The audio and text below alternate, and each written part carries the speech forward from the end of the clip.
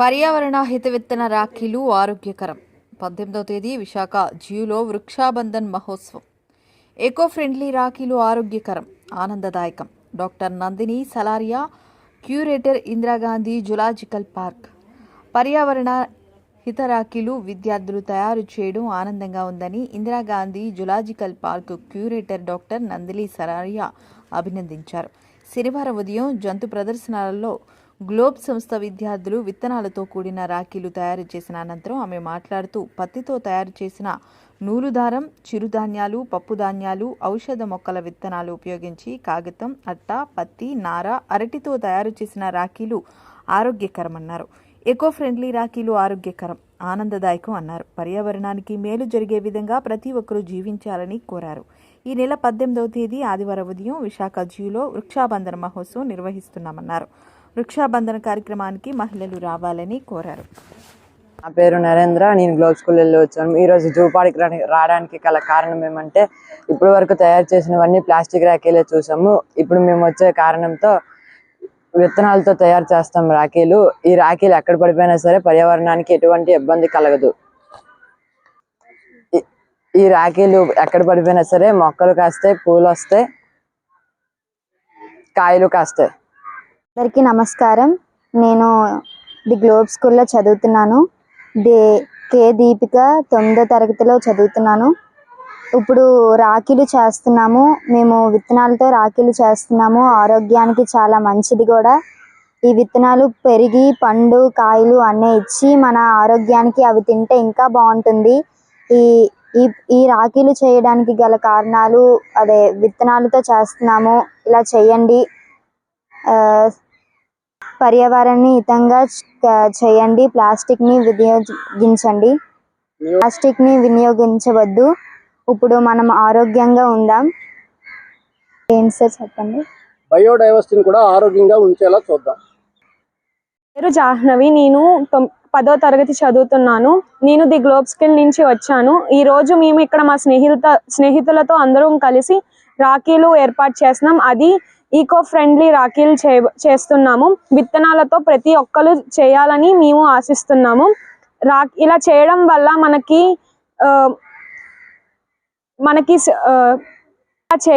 ఇలా చేయడం వల్ల మనకి పర్యావరణానికి అన్ని మేలే జరుగుతుంది, హాని మాత్రం జరగదు. మీరు కూడా మాలాగే అందరూ విత్తనాలతోని రాఖీలు చేయండి. ప్లాస్టిక్ని యూజ్ చేయరాదు. అలా యూజ్ చేయడం వల్ల plastic water pollution, air pollution మొత్తం అసలు డిగ్రేడ్ అవ్వదు, మనకి హాని చేస్తుంది. మీరు కూడా మాలాగే రాఖీలు చేయాలని కోరుతున్నాము. నా పేరు లిక్షిత. నేను 8వ తరగతి చదువుతున్నాను. నేను ది గ్లోబ్ స్కూల్ నుంచి వచ్చాను. ఇవాళ మేము జూకి వచ్చి అందరూ ప్లాస్టిక్ రాఖీలు చేసి పడేస్తున్నారు, కానీ మేము ఇక్కడికి వచ్చి విత్తనాలతో రాఖీలు చేస్తున్నాము. సో దట్ ఏమవుతుందంటే, రాఖీలు విత్తనాలు అయితే వెంటనే మట్టిలోకి కలిసి అది మొక్కగా వెలిసి మనకి భోజనాన్ని ఇస్తాయి, ఫ్రూట్స్ ఇంకా వెజిటేబుల్స్ ఇస్తాయి. సో మనం అది తినవచ్చు. ఇంకా ప్లాస్టిక్ రాఖీల వల్ల మనకి త్వరగా భూమిలో కలవవు. ప్లస్ మనకి ప్రొడక్ట్ అన్నది చాలా మనకి హామ్ కలుగుతుంది.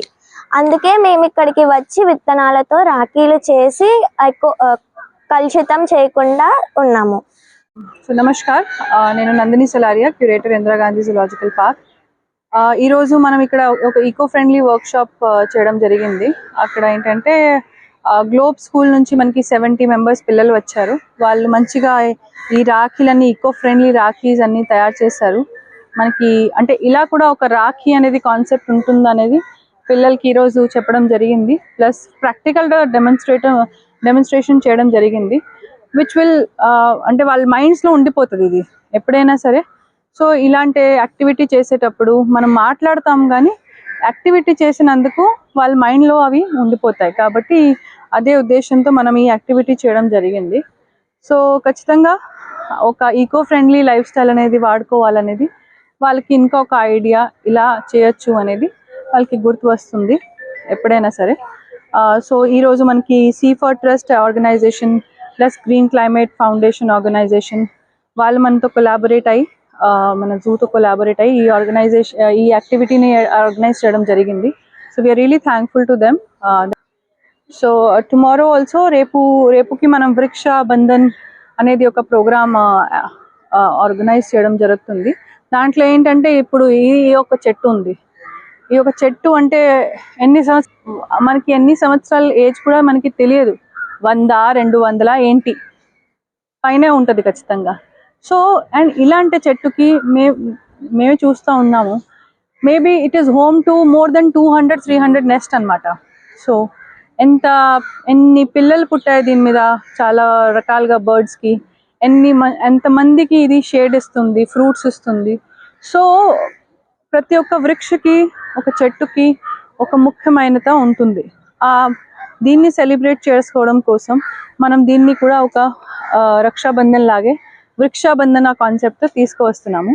సో రేపు కూడా ఈ ప్రోగ్రామ్ మనకి ఇక్కడ చేయడం జరుగుతుంది. దాంట్లో కూడా చాలామంది మనకి పార్టిసిపేట్ అవుతారు. విజిటర్స్ కూడా దానికి పార్టిసిపేట్ అవ్వచ్చు. అలాగే స్టూడెంట్స్ని ప్రత్యేకంగా మనం ఎంకరేజ్ చేస్తున్నాము.